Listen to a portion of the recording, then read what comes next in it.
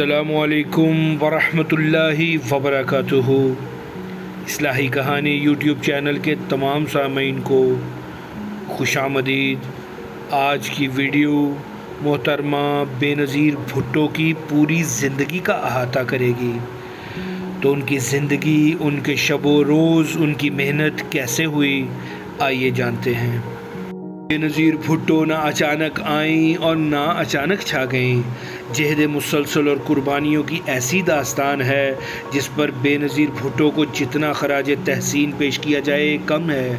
بے نظیر کی واحد سیاستدان خاتون جو چاروں صوبوں میں یکساں مقبول اور بجا طور پر چاروں صوبوں کی زنجیر کہلانے کی مستحق تھیں۔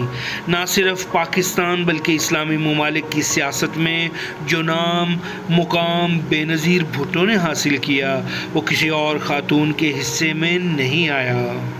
بے نظیر بھٹو واحد خاتون ہیں جنہوں نے جدید تاریخ میں بذریعہ انتخابات کسی اسلامی ملک کی وہ سربراہ مملکت ہونے کا اعزاز حاصل کیا۔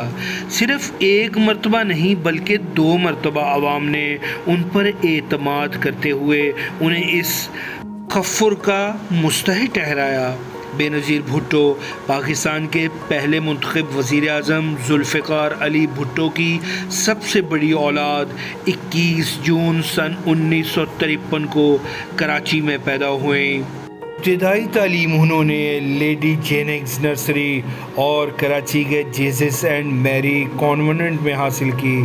10 سال کی عمر میں میری جیزس اینڈ میری کانوینٹ میں بھیج دیا گیا اور اس کے 4 سال بعد امریکہ کی ہارورڈ یونیورسٹی میں۔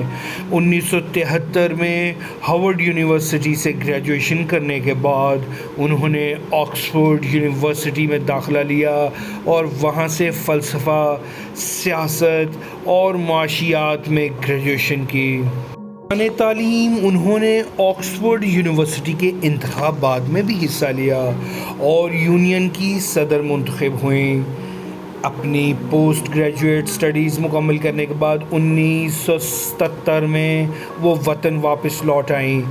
1977 میں جنرل ضیاء الحق نے پاکستان میں مارشل لاء لگا دیا جس کے نتیجے میں ذوالفقار علی بھٹو کو 1 سال بعد مارشل لاء ہٹا لیے جانے پر وہ مستقل طور پر پاکستان آ گئیں۔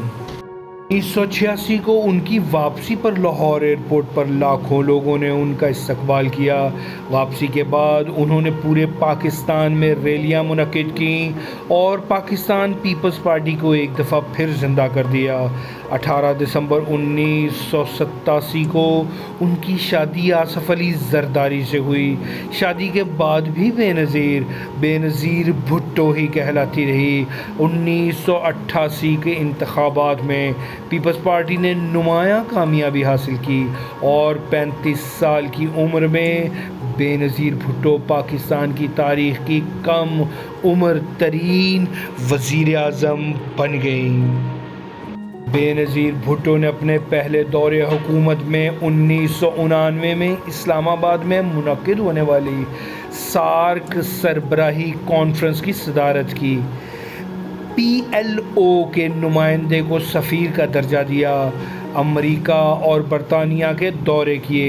بھارت کے ساتھ چین تنازع پر مذاکرات کیے اور پاکستان کو دوسری مرتبہ دولت مشترکہ کا رکن بنانے میں کامیابی حاصل کی۔ 1 نومبر 1999 کو ان کے خلاف اسمبلی میں تحریک عدم اعتماد پیش کی گئی جو ناکام رہی۔ 16 اگست 1990 کو صدر پاکستان غلام اسحاق خان نے 8ویں ترمیم کے تحت اپنے اختیارات استعمال میں لاتے ہوئے اسمبلیاں توڑ دیں اور بے نظیر کو عہدہ وزارت عظمیٰ سے معزول کر دیا۔ 3 دسمبر 1990 کے بعد بے نظیر بھٹو اور ان کے 10 وزراء کے خلاف ریفرنس پیش کیے گئے اور ان کے شوہر آصف علی زرداری پر کئی مقدمات قائم کر کے انہیں جیل بھیج دیا گیا۔ 1990 کے انتخابات میں IGI نے اکثریت حاصل کی اور نواز شریف وزیر اعظم پاکستان بنے۔ بے نظیر نے پارلیمنٹ میں حزب اختلاف کی قائد کا عہدہ سنبھالا۔ 18 مارچ 1993 کو ملکی حالات کے پیش نظر نواز شریف اپنے 10 ساتھیوں سمیت وزارت عظمیٰ کے عہدے سے استعفیٰ دے دیا اور صدر غلام اسحاق خان نے اسمبلیاں تحلیل کر دیں۔ اکتوبر 1993 میں ہونے والے انتخابات میں بے نظیر کی پارٹی ایک دفعہ پھر انتخابات جیت گئی اور بے نظیر وزیر اعظم کے طور پر دوسری دفعہ سامنے آ گئی۔ بے نظیر کے پہلے دور حکومت کی طرح ان کا دوسرا دور بھی سیاسی عدم اطمینان اور تنازعات سے بھرپور تھا، اگرچہ کئی شعبہ جات میں بہتری بھی نظر آئی۔ مثلاً امریکہ کی طرف سے پاکستان کو بلیک لسٹ سے خارج کر دیا گیا۔ پاکستان اور ہانگ کانگ کے درمیان شعبہ توانائی میں دنیا کے سب سے بڑے معاہدے پر دستخط ہوئے، جس کی مالیت $7.5 ارب تھی، اور فرانس کی طرف سے ایٹمی بجلی گھر فراہم کرنے کا وعدہ بھی کیا گیا۔ ان سب کے باوجود حالات کی کشیدگی برقرار رہی اور یہ کشیدگی اس وقت انتہا کو پہنچ گئی جب بے نظیر کے چھوٹے بھائی میر مرتضیٰ بھٹو کو ان کی اپنی بہن کے عہدے حکومت میں ایک انتہائی مشکوک پولیس مقابلے میں 7 ساتھیوں سمیت ہلاک کر دیا گیا۔ مرتضیٰ بھٹو کی ہلاکت کو سرکاری قتل قرار دیا گیا اور آصف علی زرداری کو اس کا ذمہ دار ٹھہرایا گیا۔ 5 نومبر 1996 میں صدر فاروق احمد خان لغاری نے مختلف الزامات کے تحت بے نظیر کو ان کے عہدے سے معزول کر دیا اور اسمبلیاں توڑ دیں۔ 1997 کے انتخابات میں پیپلز پارٹی حیرت انگیز طور پر ناکام رہی۔ قومی حکومت میں صرف 8 نشستیں حاصل کر سکی۔ بے نظیر پر مختلف مقدمات قائم کر کے عدالتی کارروائی کی گئی، لیکن اسی دوران وہ ملک سے باہر چلی گئیں۔ 18 اکتوبر 2007 کو جب بے نظیر پاکستان آئیں تو ایک بدلی ہوئی اور بہت معتبر اور پختہ سیاستدان کا روپ اختیار کر چکی تھی۔ پاکستان کی سیاست میں ایک تبدیلی کی فضا قائم ہو چکی تھی اور یہ سب بے نظیر بھٹو نے ماضی کے تجربات سے سیکھا تھا۔ نواز شریف جیسے روایتی حریف بھی بے نظیر بھٹو کی ذہانت اور نظریات کے قائل ہو چکے تھے۔ ملک کی فضا میں مقصد سیاست کا رجحان پروان چڑھ رہا تھا۔ یہ سب بے نظیر بھٹو کی قربانیوں کا اور محنت کا صلہ تھا۔ 27 دسمبر 2007 پاکستان کی تاریخ کا ایک ایسا دن جس نے پاکستان کی بنیادوں کو ہلا کر رکھ دیا۔ لیاقت باغ کے کامیاب جلسے کے بعد واپسی پر پاکستان کے دشمنوں نے بے نظیر بھٹو کو شہید کر دیا۔